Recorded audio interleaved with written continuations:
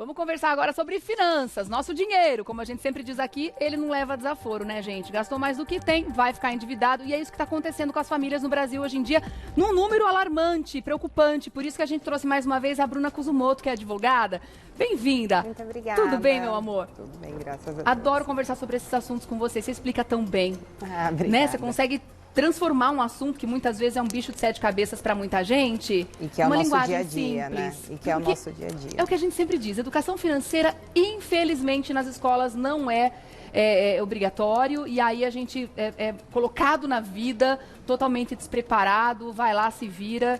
E a gente muitas vezes não consegue ser autodidata nesse assunto, né, doutora? Nem tem como, né? A gente só aprende a lidar com o dinheiro a partir do momento que a gente começa a adquirir responsabilidades. E é nesse momento que começa a surgir dívidas, né? Começam a surgir conquistas, e toda conquista leva gasto de dinheiro. Só que você acha, se eu tenho um pouquinho, eu vou comprar, mas não pensa no depois. A gente não tem essa educação. E aí vira esse emaranhado de dívidas que vem acontecendo cada vez mais, aumentando o endividamento da família brasileira, né? E, infelizmente, vem um descontrole e, muitas vezes, da mesma forma que a gente falou que a saúde, a autoestima é tudo, ter saúde financeira também. É tudo também, porque a saúde financeira, quando a gente não tem, a saúde física acaba, e isso é fato. Por isso a gente vai tentar melhorar, né? Afinal de contas, essa equação, né, da necessidade versus a vontade, né, do que a gente tem para fazer com o dinheiro, ela é muito difícil de resolver, mas a gente precisa estabelecer prioridades. Essencial, exatamente. Tá. Bom, vamos saber então quais são os principais fatores para esse aumento tão alarmante, para esses números tão enormes que a gente tem visto de endividados aqui, não só no Brasil, mas também nas famílias paulistanas. A gente teve um aumento muito intenso de endividados também, né, doutora? O grande ponto, primeiro, é alto índice de desemprego, suspensões de contrato de trabalho. A pandemia veio também trazendo uma avalanche, né, de pessoas que perderam o emprego, empresas que faliram.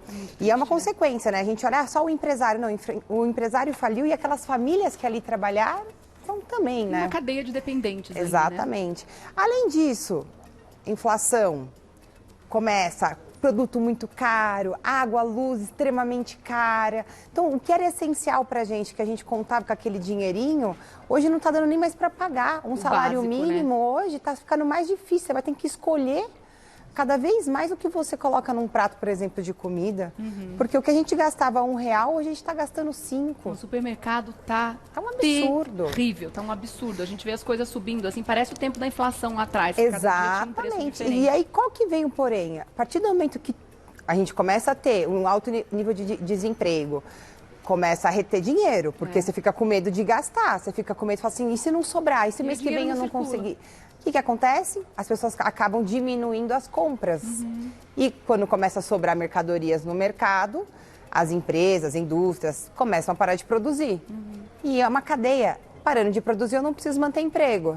E assim vai. E aí começa o alto número de endividamentos e desesperos, né, também de muitas famílias. E é visível, né? Eu fiquei esses 15 dias fora, não fiz mercado. Quando voltei, já fui pegar um óleo, por exemplo, na prateleira que estava, sei lá, R$10, já estava R$11,50. Falei, cara, 2 semanas depois, quer dizer, muito maluco isso. Exatamente. Agora, como fazer para que esse endividamento da família não vire uma inadimplência? Isso é uma coisa muito importante da gente explicar, tá? O fato da gente estar endividado não necessariamente a gente está inadimplente, tá? Eu gosto de explicar isso porque são palavrinhas que falam, mas não é a mesma coisa? Não é, tá? Eu estar endividado não necessariamente eu estou pagando, por exemplo, comprei um veículo, então eu tenho várias parcelas. Só que lá em 2019 eu tinha um emprego, eu tinha uma previsibilidade do que eu estava ganhando. E aí eu conseguia pagar. A partir do momento que eu, por exemplo, estou desempregado ou então reduzir a minha carga horária de trabalho, eu tenho essa dívida, eu estou endividado, mas eu ainda estou fazendo super esforço para pagar e não perder esse carro, porque hoje eu estou trabalhando, sei, com aqueles aplicativos de transporte e tudo mais, que é uma forma de eu conseguir complementar a minha renda. Só que isso está se tornando, e possivelmente vai vir a se tornar uma dívida, porque eu não vou conseguir pagar essas parcelas. Tá. Então, nesse momento que você olha e fala, respira, coloca num papel qual o seu custo de vida de coisas essenciais. O essencial é comida, moradia, água, luz. Isso é essencial. Por quê? Quando a gente for fazer a lista de prioridades, então é importante já colocar esses como item. Isso é essencial. Eu sempre falo, quando as pessoas falam assim, mas eu estou desempregada, não sei o que eu pago, eu sempre falo, paga o essencial. Porque se você não estiver limpinho para fazer uma entrevista de emprego, infelizmente você não vai ter sucesso para chegar até a entrevista. Então isso é o mínimo, que é a dignidade da nossa vida que a gente fala, né? Então começando por aí, olhou, falou, sobrou um dinheirinho, mas eu não, mesmo assim esse dinheirinho que sobrou eu não vou conseguir pagar, liga para o credor, liga para o banco e fala, olha, eu preciso renegociar essas parcelas. Ou, vamos supor que o banco está irredutível, porque tem muito banco que fala assim, como você não está inadimplente, eu não vou negociar com você. Então tá bom, então a gente vai fazer uma segunda opção, que é uma dica que eu dou para todo mundo. Procure outros bancos e verifique com outros bancos se eles conseguem pegar um empréstimo para quitar essa sua dívida e com juros menores e parcelas que caibam hoje no seu bolso. Então essa é uma dica que eu faço, que muitas pessoas ficam perdidas e falam, mas o meu gerente sempre foi meu amigo, eu estou 20 anos no banco.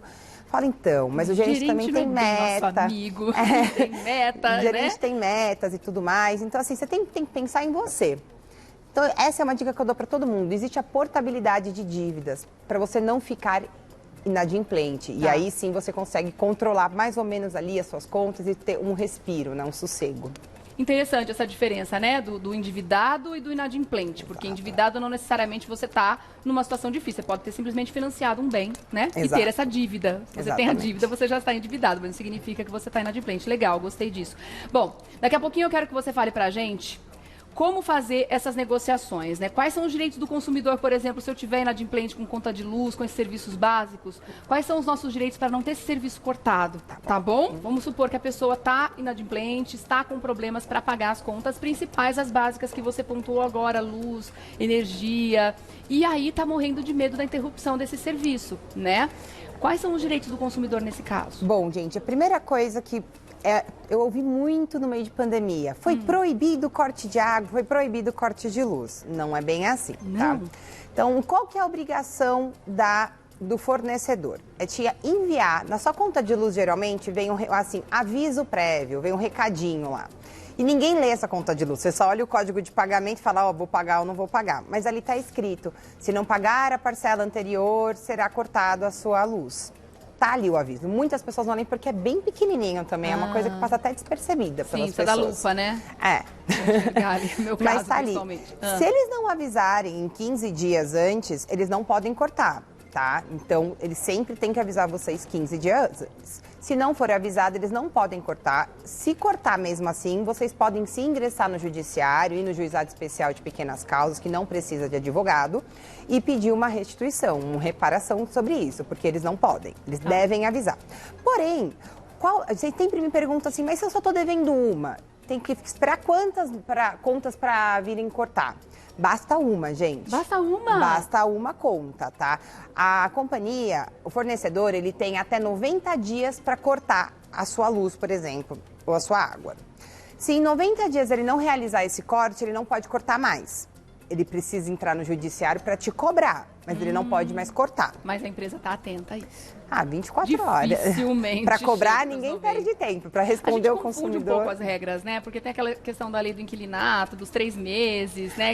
Que aí pode entrar com ação de despejo, etc. Mas a gente confunde, né? Então não tem nada a ver. Não. Um mês de atraso já pode. Já pode, desde que avise 15 dias antes. Tá, isso é obrigatório. Mas o que eu falo para assim, estou devendo. O que as companhias estão fazendo?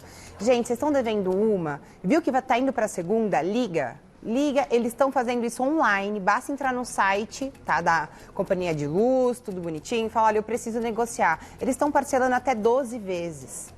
Se vocês não tiverem resposta, eu vou dar uma dica de um site que quase ninguém utiliza e que é extremamente eficaz. Chama www.consumidor.gov.br. Esse site resolve tudo que é reclamações, insatisfações do consumidor com o fornecedor e resolve de forma eficaz. Ai, que bom! Quase ninguém sabe. De uma forma rápida. E bem rápida, são no mínimo 10 dias, assim. Maravilha. Muito rápido. Bom, tem uma pergunta aqui do Rodrigo, que eu vou complementar com uma minha aqui. Eu queria saber se existe alguma regra para renegociação de dívida, sei lá, algumas regrinhas básicas que a gente deve seguir para que a negociação dê certo. Porque muitas vezes a gente começa a renegociação de um jeito errado e a empresa deita e rola em cima da gente, né? Aí o Rodrigo está dizendo aqui, ó, que ele está negativado em 4 lugares diferentes, lojas e banco. O fato de eu estar devendo em lugares diferentes me dificulta pagar. Tanto porque as parcelas, juntando tudo, fica muito alto. E também as datas sugeridas são diferentes. Ele quer saber se existe algum tipo de serviço ou empresa que compra essas dívidas e que ele possa pagar tudo num lugar só, concentrando tudo isso num lugar só. Ele está até dizendo aqui que não sabe se a gente entendeu a pergunta assim, deu para entender, querido. E aí, existe isso? Olha, gente, existe uma lei que acabou de sair, que é super... Ele, aliás, daria uma ótima pauta, mas chama a Lei do Superendividamento. Tá? Acabou de ser aprovada a Lei 14.181. O que essa lei fala? Pela primeira vez, com a pandemia, com o número de endividados e tudo mais, eles começaram a pensar que o consumidor também está sendo prejudicado com o excesso de oferecimento de crédito no mercado. Porque você não tem educação financeira, você é consumidor. A gente vê o dinheirinho ali, balançando ali na nossa frente. Vem aquelas propagandas assim, pegue dinheiro emprestado sem consulta, não vou nem olhar o seu Serasa, não vou olhar nada. E você fala, tô apertado, tô numa emergência, você vai e pega sem pensar em absolutamente nada. O que essa lei veio fazer? Não existe um negocinho que o pessoal chama recuperação judicial para as empresas? Sim. Falência para as empresas?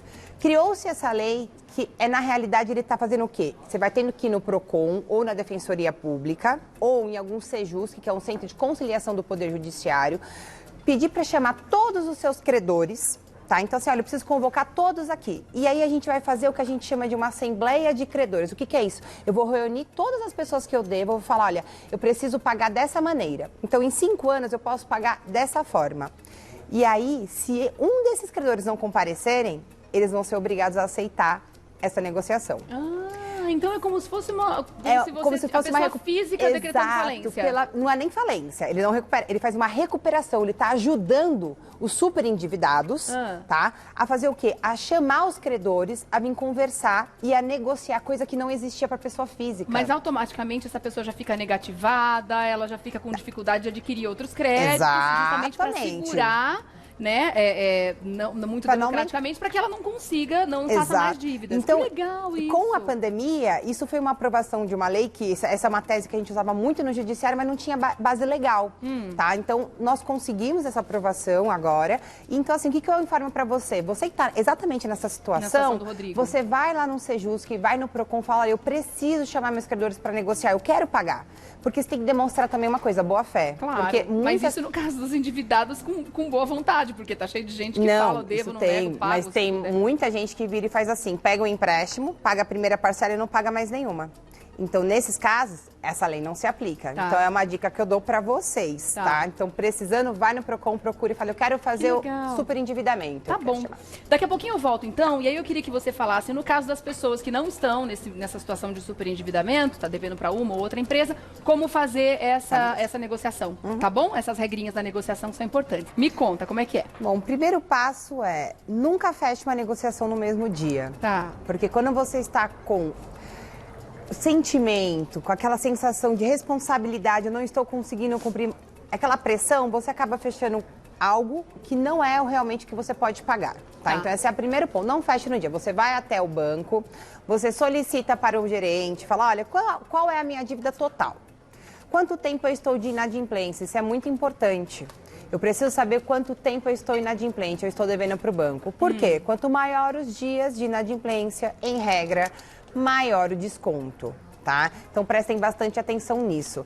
E quando você chegar e olhar assim, ó, se eu pagar à vista o valor, por exemplo, é R$1.000, ok, vou pensar se posso pagar ou não. E se eu pagar parcelado, qual é o valor do desconto?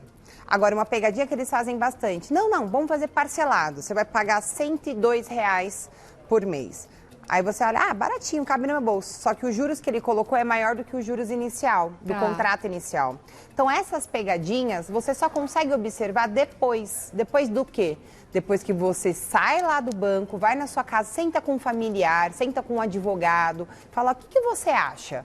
E você lê o que está no contrato. Então, é sempre importante você olhar qual é o valor da sua dívida hoje, se fosse para pagar à vista, qual é o valor do desconto, se eu fosse pagar à vista, e se eu pagar parcelado, qual é os juros que ele está colocando. Porque se for maior do que os juros inicial, eu sugiro você repensar se não seria bom eu esperar um pouco para ver se isso diminui, ou pensar em procurar outros bancos que tenham juros menores, que pague essa dívida e você faz essa portabilidade. Faz a portabilidade, que pode ser uma boa também. Exato. Tá. Mas tem que pesquisar, né, gente? É aquela história, a gente é colocado numa situação de educação financeira na marra, na prática. É aprender a voar em pleno voo, né? O que é muito complicado. Então, mas existem aqui os anjos que ajudam a gente a descomplicar uma linguagem muito tranquila. Obrigada mais uma vez, Bruna. Vou deixar as portas mais do que abertas para você voltar, porque realmente o nosso público tem bastante interesse nesse assunto, tá? Tem perguntas aqui que a gente não conseguiu responder, então fica para uma próxima, combinado? Tá, muito obrigada. Obrigada, lindona. Bruna Kuzumoto, que é advogada, você vai fazer contato através do @Kuzumoto Advogados, com K e S, né? Isso. Kuzumoto Advogados. Obrigada mais uma vez. Beijo. Até a próxima.